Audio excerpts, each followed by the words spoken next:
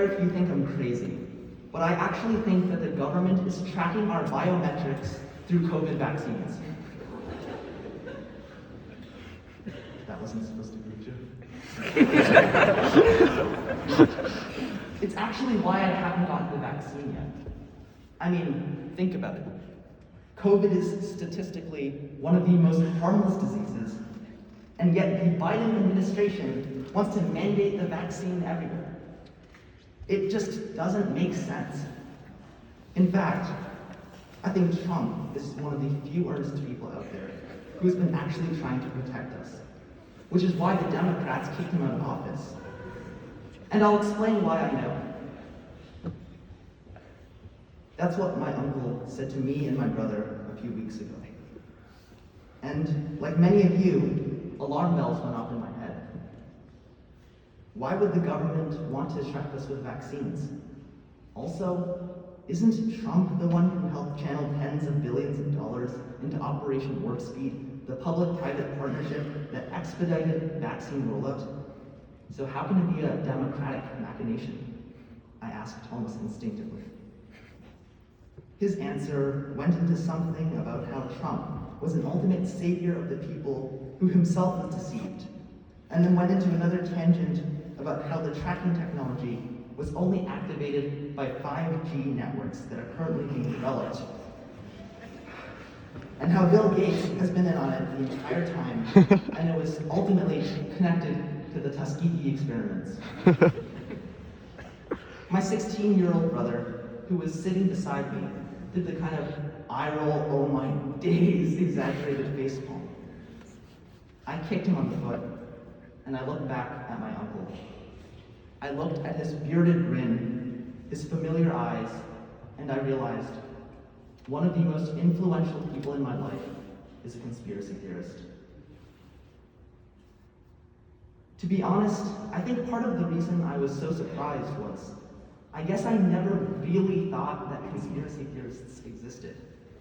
Like, I obviously know that they exist, but there's an abstraction to it when I talk about them in conversation.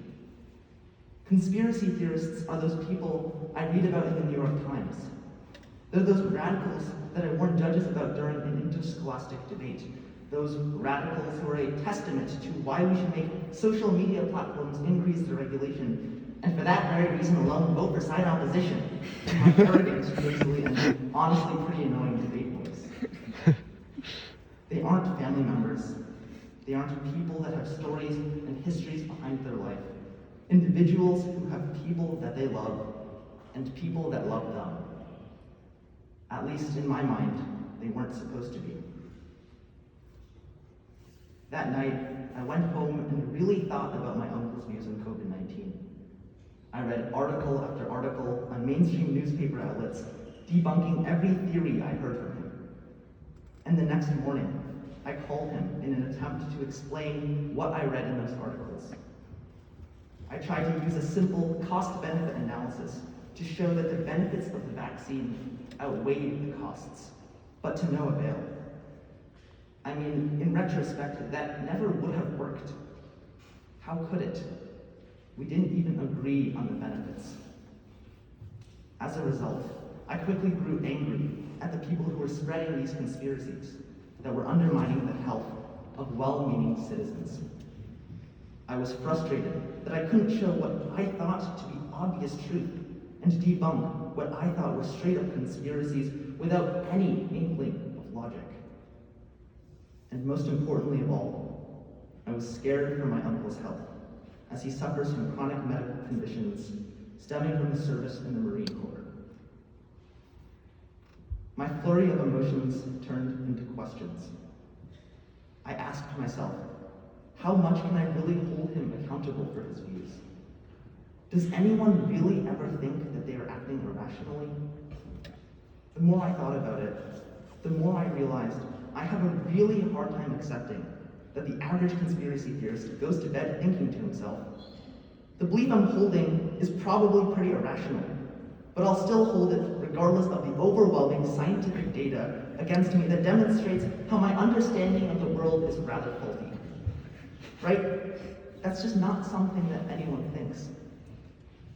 Because at core, I think that all people think that they are fairly rational.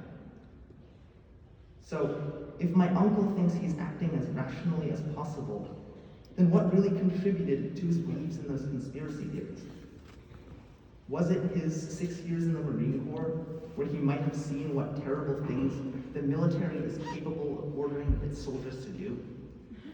Was it because his ancestors directly experienced the Tuskegee experiments, a set of syphilis experiments condoned by the United States Public Health Service on unwitting African Americans?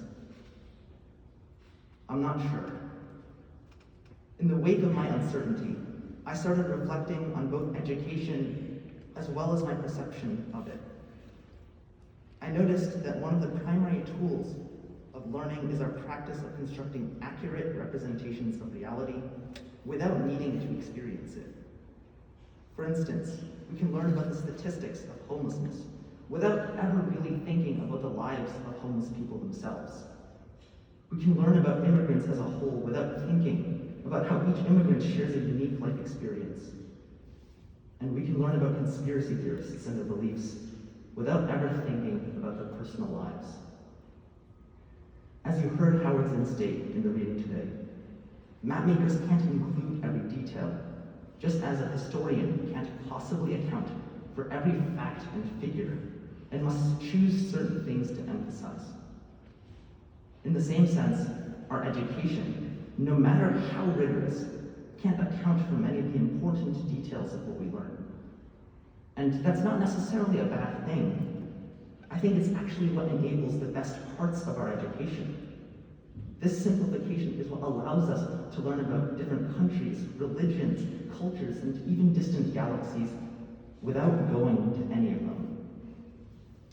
But this simplification can also lead to dangerous illusions of deep understanding. At Groton, I hear that grades serve as an indicator of our mastery over material, and it very much might be. But even as we spend hours poring over the study guide so we can do well on a test, even if we do well on that test, we have to remember how our material is like an oversimplified map made so that we can understand it. And this illusion really comes to harm our understanding of groups, which is ultimately just people. Going back to the question, what really contributed to my uncle's beliefs in those conspiracy theories? I may have speculated some reasons, but I still don't have a concrete answer. But not having an answer was never the problem. The problem was I never asked that question in the first place. When we think about different groups of people with super radical ideas, it's important that we remember that they are as rational as they try to be, just as we all are. It's important that we remember that they can have deeper values that transcend their outward ignorance. By doing so, we become aware of our simplification of reality, which allows us to look beyond it. I must add, my uncle not only didn't get the vaccine for himself, he tried to persuade me not to get it either. He wanted me to remain unvaccinated, not because he doesn't love me, but precisely because he loves me. And yes, I think that there are indeed radicals that exist who hold beliefs that are guided by racism, xenophobia, and hate. But once again, when we simplify all radicals to people driven by contemptible motivations, when we forget to ask deeper questions of values, that's when we begin to alienate other humans and create irreconcilable abysses. That's when we start turning people into a set of objects that represent despicable beliefs.